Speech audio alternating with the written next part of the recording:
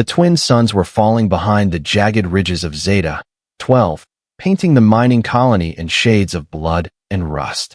Marcus Trent sat inside his old drill rig, wiping grease from his hands, listening to the low hum of the engine. For 10 long years, he had worked alone on this forsaken world, one of the few humans still mining the outer sectors after the corporations had pulled out. Silence was his companion. The machine was his only friend. But that night, something strange shimmered in the distance. Beyond the slag hills, where no human ever went, a faint light flickered. Marcus frowned. He leaned out from his cockpit, scanning through the dusty air. It wasn't machinery. It wasn't a flare. It was moving. Curiosity, that dangerous human instinct, pulled him out of the rig. He grabbed his helmet. The air mask clicked into place with a hiss, and he started walking toward the glow. The ground cracked beneath his boots. Old mining tunnels caved in long ago, swallowed by rust and sand. The faint hum of distant wind turbines echoed across the empty desert. After 10 minutes of walking, he saw it clearly, a metal pole standing upright on a mound of broken stone. Something hung from it. At first he thought it was a piece of cloth, waving in the dry wind. But then he saw the shape. A body. Marcus froze. His breath caught. He stepped closer, every footstep heavy, his heartbeat thudding inside the helmet. The figure hanging there wasn't human. The limbs were too slender, the skin faintly luminous under the dying light. A young alien girl, pale silver skin, torn suit, wrists bound by metallic straps. Around her neck, tied to the pole, hung a crude sign made from ship scrap. The letters were scorched deep into the metal. The Sovereign spares none. Marcus felt his throat tighten. He looked around. Nothing but dunes and red dust. No ships, no footprints, no signs of life. Only her. He touched her shoulder gently. Her skin was cold but soft, her pulse faint but real. She was alive. Barely. Every rule screamed at him to walk away. The miner's code was clear.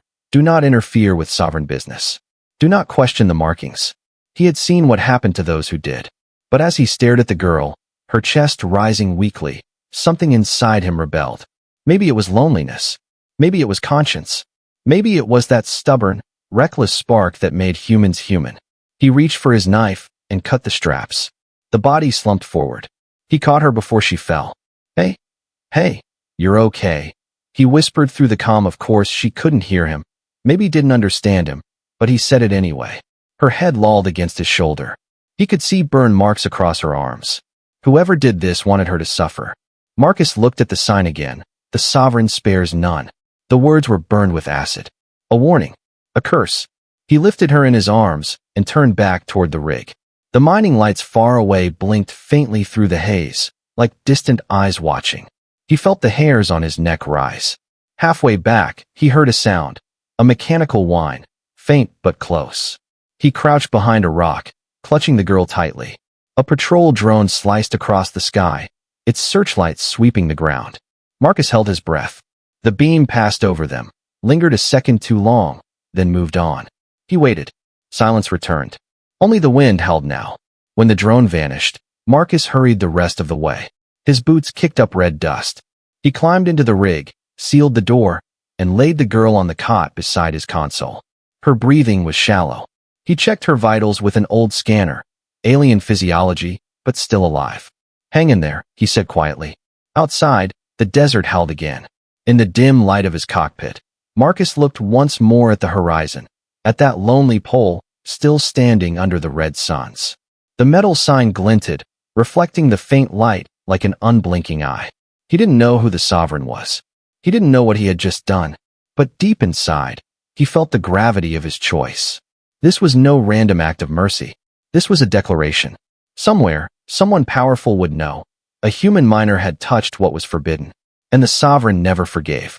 The rig's engine hummed softly through the night, filling the silence with a low, steady vibration. Marcus sat on the edge of the cot, staring at the alien girl he had rescued. Her skin shimmered faintly under the dim cabin light, like moonlight trapped under glass. She looked fragile, too light to belong in a world of dust and iron. He'd seen aliens before, miners, traders, smugglers, but never one like her. Her features were delicate, eyes closed beneath long silver lashes, veins glowing faintly blue. Around her wrist was a metallic band, etched with unreadable runes. He tried to remove it, but the band pulsed and burned his glove. He jerked back, wincing. "Okay," he muttered. "You keep your secrets." He set a canteen near her and went back to his console. The scanner beeped with a soft alarm. Something was coming. A signal, faint but growing. Marcus leaned closer. Encrypted pulses, military grade. His stomach sank. The Sovereign's patrols. He muted every external system. Power, lights, comms. The rig went dark. Only the emergency lamp above the cot stayed dimly lit, casting the room in amber shadow. Outside, faint red beams swept across the mining flats, searching. Marcus crouched beside the window, peering through the slit. A dark patrol skimmer floated low, whisper quiet, its engines barely audible. He counted 3 drones hovering beside it, scanning the sand with blue lasers. They were looking for her. The alien girl stirred. Her eyelids fluttered. Then, suddenly, she gasped. Marcus jumped, startled. Her eyes opened, glowing violet, too bright, almost alive. She sat up abruptly, breathing hard, eyes darting around in panic.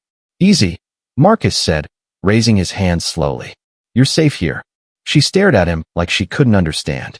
Then, with trembling fingers, she touched the band on her wrist. A hologram burst from it, distorted symbols, flickering words in an alien tongue. Marcus couldn't read it, but he recognized the symbol in the center, a crown split in half. "The Sovereign," he whispered.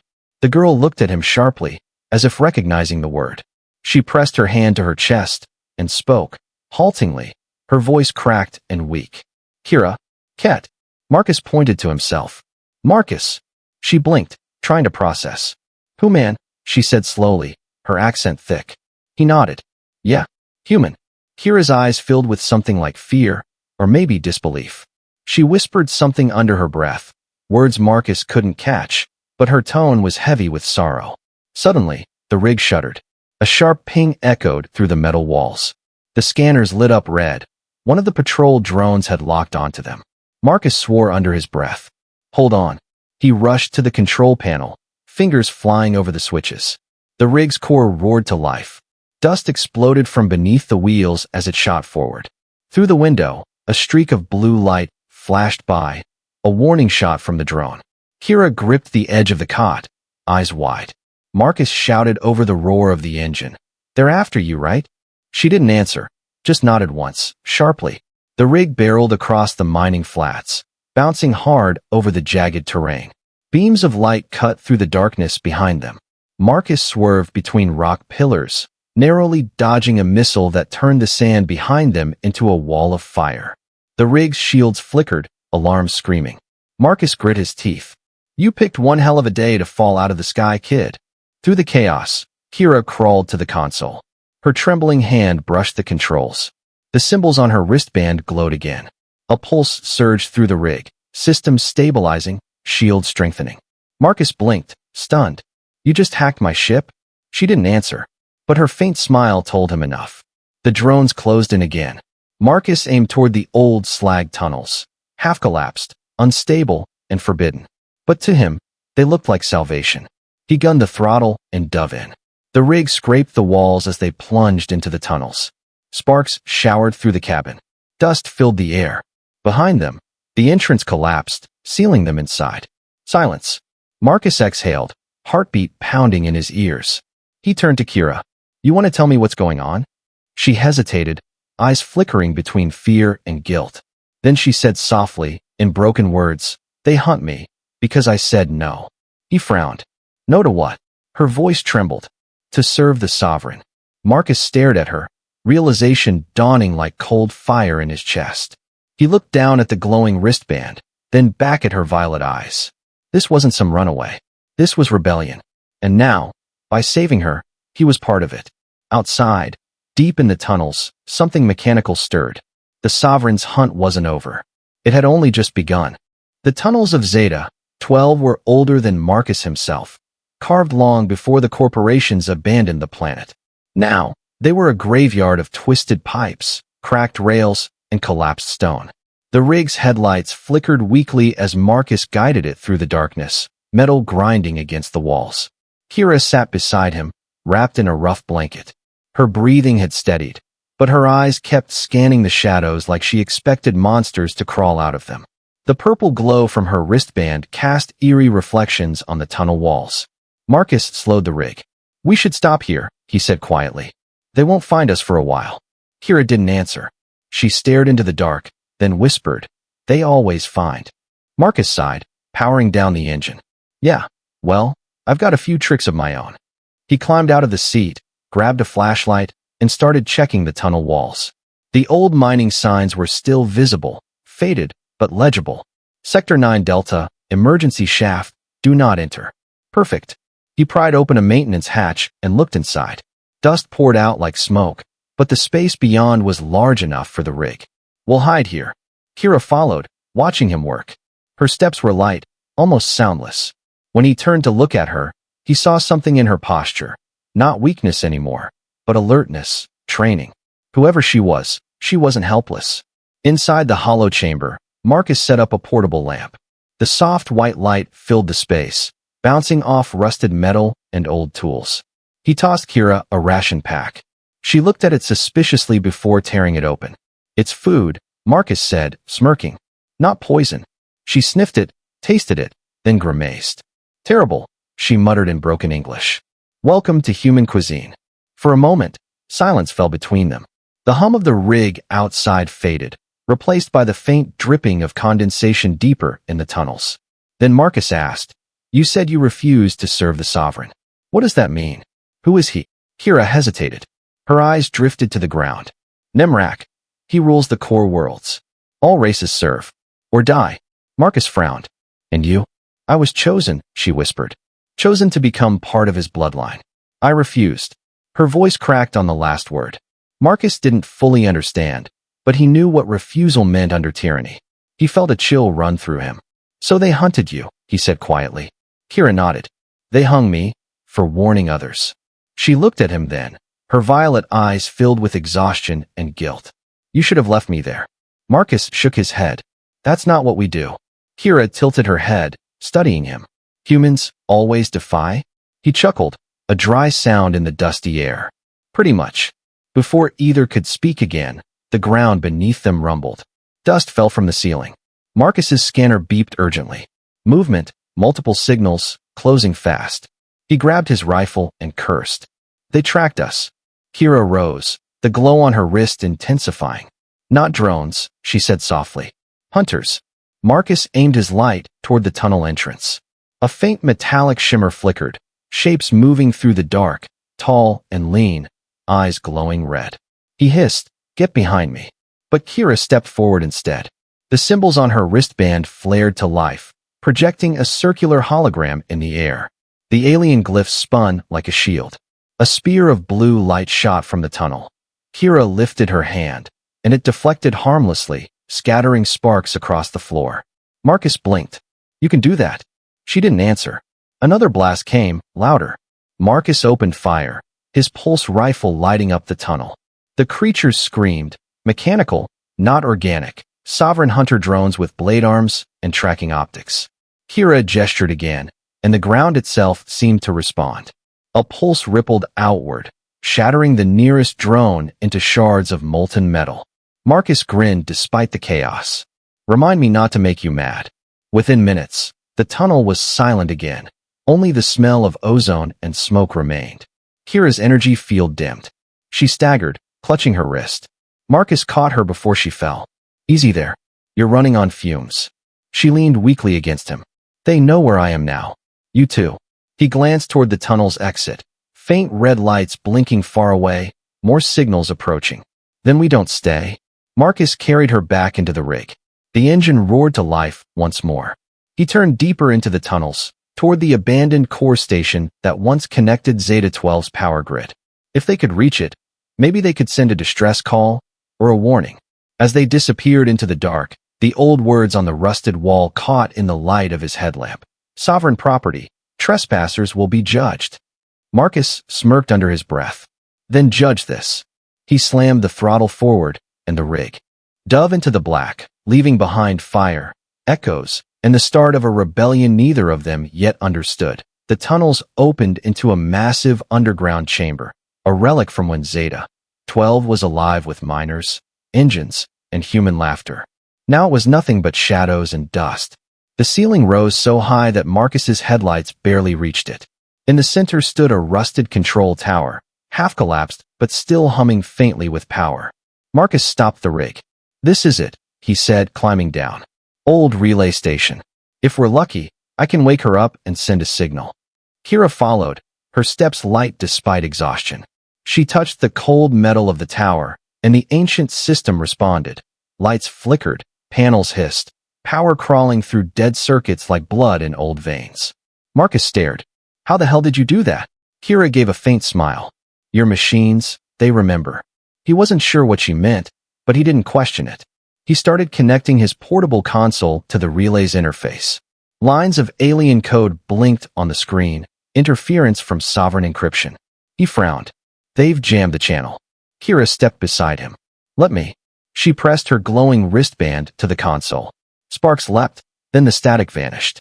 The display shifted to clean frequency waves. Marcus whistled. "You just hacked through their firewall with a bracelet." Kira didn't look up. "Not bracelet. Blood key. Mine, until I refused him." Marcus hesitated. "Nirax." Her silence was answer enough. He watched her expression tighten, a storm of fear and defiance behind those violet eyes. Then she looked at him and said softly, "Now they hunt my blood. All who helped me die. You help me, you die too." Marcus shrugged. "Guess I've had worse company." She blinked, confused at his humor, then smiled faintly. "Humans," she whispered, "always choose death with pride." Before Marcus could reply, his scanner beeped again, but this time, it wasn't an enemy signature. It was a human signal. Faint, buried deep under interference. He tuned it manually, fingers quick and practiced. A voice broke through, crackling and low. "This is Free Solis. Identify yourself." Marcus froze. "Free Solis. Your human resistance?" "Static." "Then, we monitor sovereign traffic. You've lit up half the grid. Who the hell are you?" He answered quickly. "Marcus Trent, Zeta 12 miner. I've got a refugee, an alien girl. Sovereign's hunting her." There was silence, then another voice, female, calm but urgent. "If that's true, Trent, you need to move. They're sending a reclaimer ship your way. It will glass that colony in 30 minutes. Marcus swore. He looked at Kira. "We need extraction." The voice replied, "Coordinates inbound. You'll need to reach the outer canyon by dawn. Can you move?" Marcus smiled grimly. "I can move mountains." The transmission ended. He turned to Kira. "You heard her. We're not dying here." But Kira didn't move.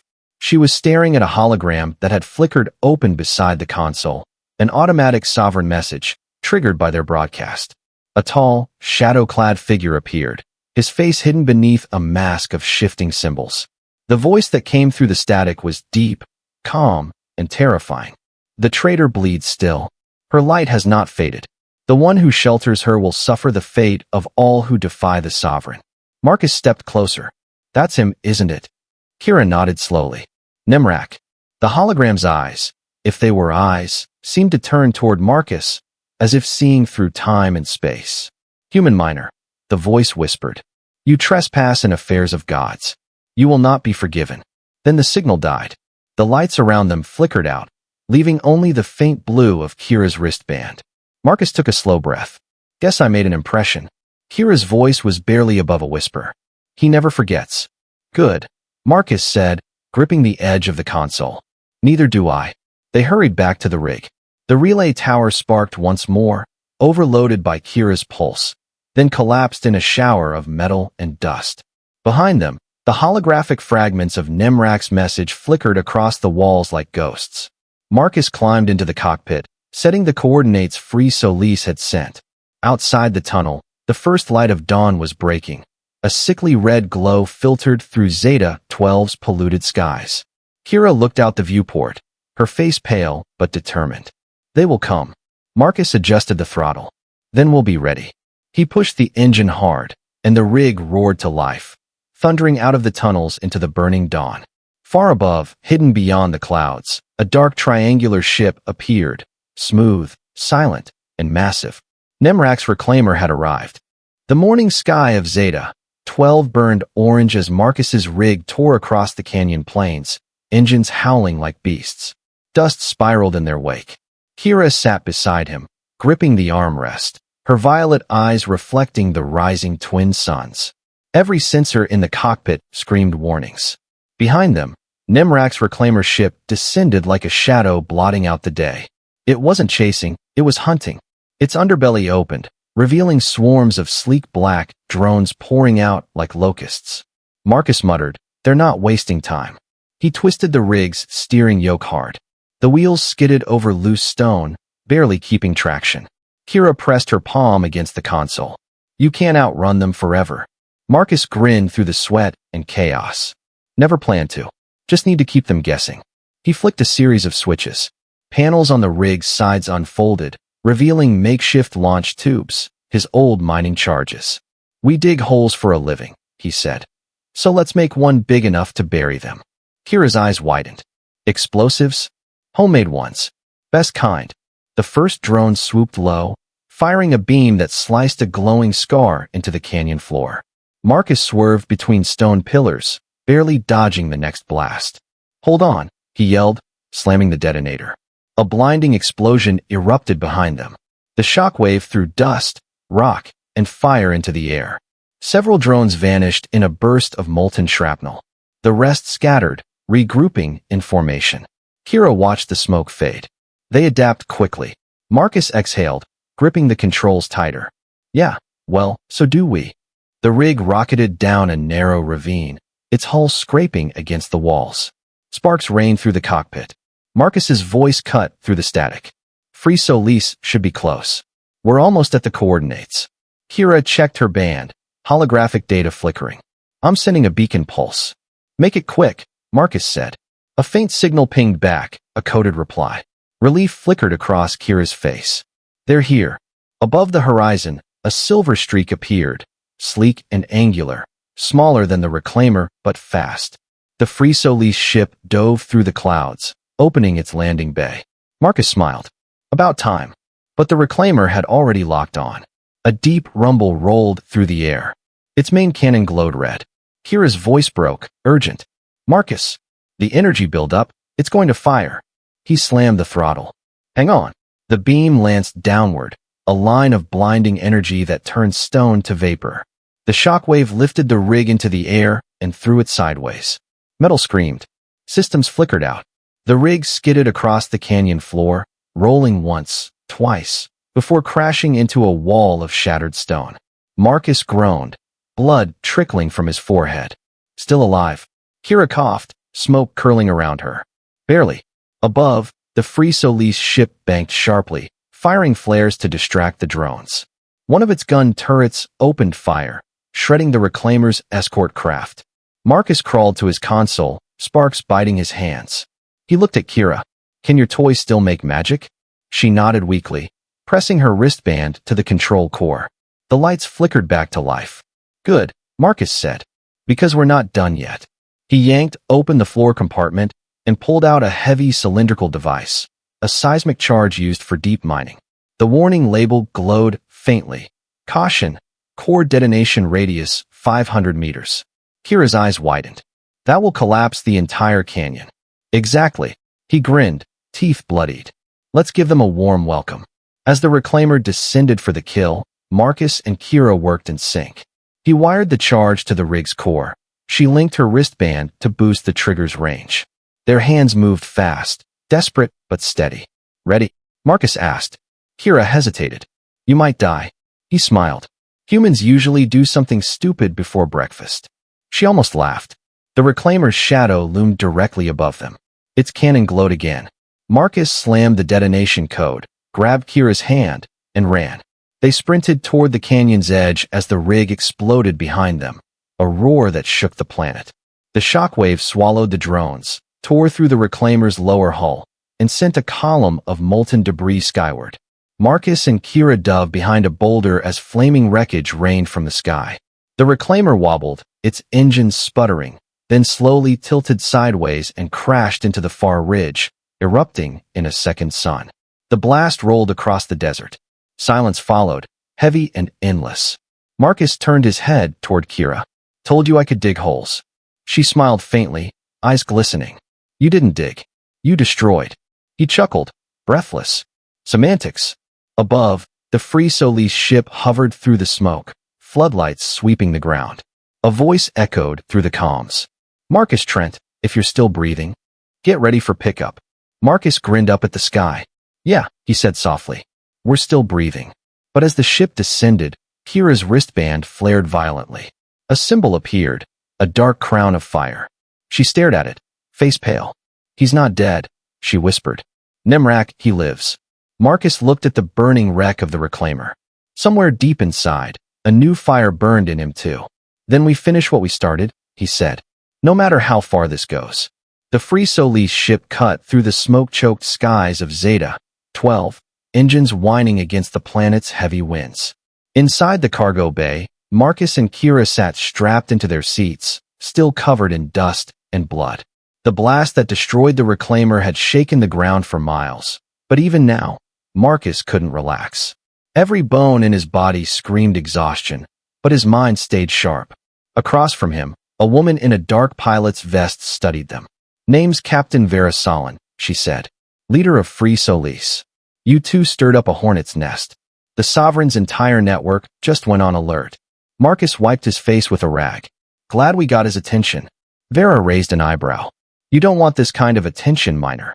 Kira sat quietly, hands folded on her lap. The purple glow from her wristband had dimmed to a dull ember. He will come, she said softly. Nirax never leaves the guilty alive. Vera frowned. And what are you to him? Kira looked out the viewport. A mistake. No one spoke for a long moment. The hum of the ship filled the silence. Marcus leaned back, feeling the ache settle into his muscles. He'd lived 10 years mining rocks, surviving day by day, but now he'd declared war on something far bigger than he understood. He turned to Kira. You said that band was a blood key. Can you use it against him? She hesitated. If I live long enough. Then we'll make sure you do. The ship rattled as it broke through the upper atmosphere. The stars came into view, cold, brilliant, endless. Vera approached them, voice low. Nirax fleets are moving. We intercepted orders to cleanse the Zeta sector. You just made yourselves the center of the galaxy's storm. Marcus smirked. Guess I always wanted a promotion. Kira shot him a look somewhere between disbelief and admiration. Humans, she thought, laugh even when death circles above them. Vera continued. We can't go back to Free Solis base. It's too obvious. But there's a relay station on the edge of the Riven Belt. Hidden. You'll be safe there for a while. Marcus nodded. Let's go. Hours later, the ship descended through the swirling mists of the Riven Belt, a wasteland of shattered asteroids orbiting each other like slow knives. Vera guided the vessel into a cavern carved into a massive rock. Inside waited a small rebel outpost. Dim lights, scavenged equipment, tired faces. As Marcus stepped out, one of the rebels whistled. So this is the miner who blew up a reclaimer? Thought you'd have more limbs missing. Marcus grinned. Give it a week. They led Kira to a medical pod.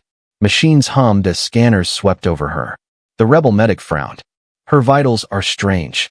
Not like any species I've seen. She's special, Marcus said quietly. Hours passed. Marcus sat outside the med bay, cleaning his rifle. When the door slid open, Kira stepped out, wearing a clean uniform and a faint smile. They fixed me, she said. For now. Before Marcus could answer, alarms blared.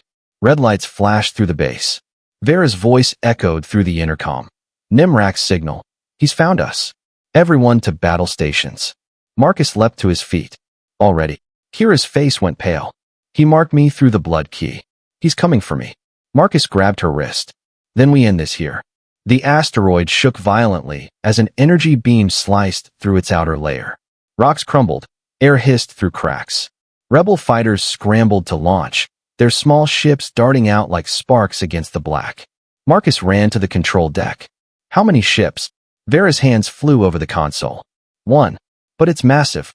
He sent a Purifier-class dreadnought. Marcus looked at Kira. Can your key reach it? Kira hesitated, then nodded. If I connect it to the reactor core. But it will burn me. Don't care, Marcus said. You're not dying today. He led her through collapsing corridors, sparks raining from the ceiling. The reactor chamber glowed with molten energy. Marcus plugged her wristband into the conduit. The hum deepened, the entire asteroid vibrating. Kira screamed as the power surged through her. The light from her wristband spread across her body, veins turning into lines of fire. "It's working," she shouted. Outside, the purifier's weapons dimmed. Its shields flickered. Marcus stood by her side, shielding her from falling debris. "You're doing it, Kira. Stay with me." Her voice broke. "I can't. He's inside the link. He sees me." A deep voice filled the chamber, echoing through the comms. Nirax's tone was calm, almost pitying. "You cannot fight gods, human. Step away, and I may let you die clean." Marcus glared at the ceiling. "Sorry, I'm not big on mercy." He slammed the reactor's manual override. The system screamed. Energy roared outward like a tidal wave. Kira cried out, the light engulfing her completely. Outside, the purifier's engines overloaded. The dreadnought erupted in a colossal bloom of white fire, fragments scattering across the stars. Inside the base, the shockwave hit. Marcus was thrown to the floor. The light faded. The hum died. He crawled toward the reactor console. The cables hung loose. Smoke filled the room. Kira lay on the ground, motionless, her skin pale as ash. The wristband was gone, melted into her arm. Marcus lifted her gently, shaking. "Hey, wake up." Her eyes flickered open weakly. She smiled. "We hurt him." Marcus swallowed hard. "Yeah, we did." She exhaled softly. "Then maybe he'll remember fear." Her eyes closed again. The chamber went silent except for the fading echo of destruction outside. Marcus held her close, jaw tight, eyes burning. "If he's still out there," he whispered, "I'll make him remember everything." The Free Solis survivors gathered behind him, staring out at the dying light in the sky, a reminder that the Sovereign could bleed. And for the first time, Marcus realized what he had become. Not just a miner. A spark of war. The ruins of the Riven Belt drifted silently through space, floating bones of shattered asteroids and smoldering wrecks. The Purifier's destruction had lit up half the sector, and now, word of it was spreading faster than any fleet could travel. They said a human miner had done it. They said Nirax's flagship had fallen. They said the Sovereign had bled. But Marcus Trent didn't care about rumors. He only cared about the woman lying unconscious in the med bay of the Free Solis ship. Kira hadn't woken up since the explosion. Her body glowed faintly beneath the bandages, the remnants of her blood fusing into her skin. The medics had no idea what to do. Her biology was beyond their knowledge. All Marcus could do was sit beside her, waiting, remembering every word she'd said, every risk she'd taken. Outside the window, the stars were quiet. Too quiet. Vera Solin entered the room, boots silent on the metal floor. "We've done scans," she said. "No more Sovereign signals in this system. Nirax's gone. Or at least his ship is." Marcus didn't look up. "He's not gone. Not yet." Vera sighed. "You think one human and one alien can stand against an empire that's ruled for centuries?" Marcus turned his head slowly, his eyes hard. "No. But they'll remember who showed them it's possible." A faint sound interrupted them. A pulse from Kira's wrist. The dull glow intensified, spreading across her skin in thin, glowing veins. Marcus stood, heart racing. She's reacting again. Her breathing deepened. Her fingers twitched. Then her eyes opened, brighter than before, violet light blazing like twin stars. She whispered his name. "Marcus." He was at her side instantly. "I'm here." Her voice was weak, but her eyes were clear. "He's alive. I can feel him, but weaker. The link's broken, but not gone." Vera's hand hovered over the console. "Then we don't have much time. If he's rebuilding, he'll come back with everything he's got." Kira sat up slowly, pain crossing her face. "Then we strike first." Marcus stared at her. "You mean go after him? Are you crazy?"